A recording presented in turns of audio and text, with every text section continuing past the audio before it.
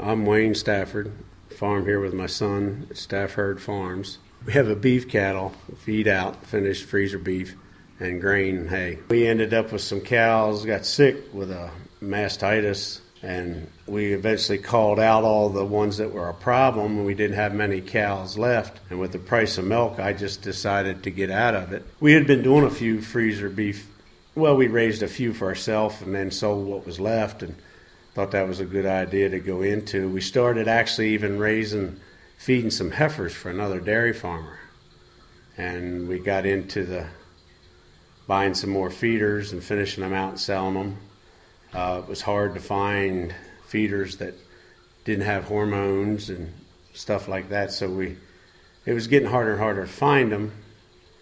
And when you did, you found a premium. Well, luckily for us, we found this herd of purebred Angus that was for sale, and we originally bought like 25 cows, and we built it up to now, which we got roughly 60 cows and a couple bulls, and then everything we finish out is sold privately.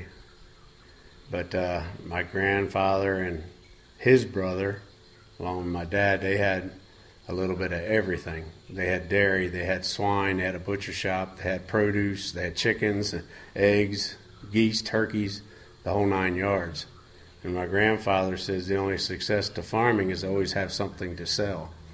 I just took over the farm from my father in 1995, and we're just north of Elkton. We farm about 650 acres, stretched out over like a 6-mile area. Most of it is considered right here around the farm, but we do go straight down towards the south, and that's where last year our bad crop year was.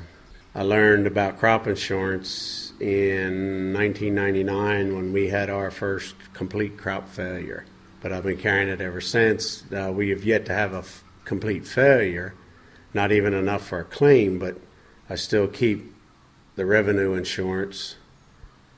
You know, with the high cost of inputs, you got to have a backup plan.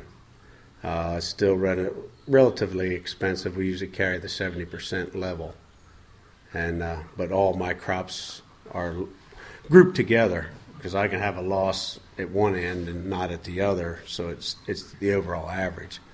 I don't do it field by field just to save some money on premiums. You know, you're still finding a very short profit line.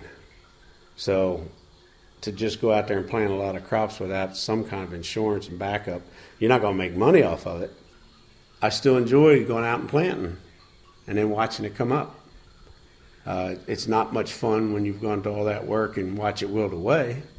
Yeah, I mean, my son, he wants to farm. I got my grandson, and that's, in the back of our mind. And part of the reason you go with insurance, you want to make sure something's still here. If they want to take the opportunity to do it. And he certainly shows a big interest in it. So I want to make sure something's here for him.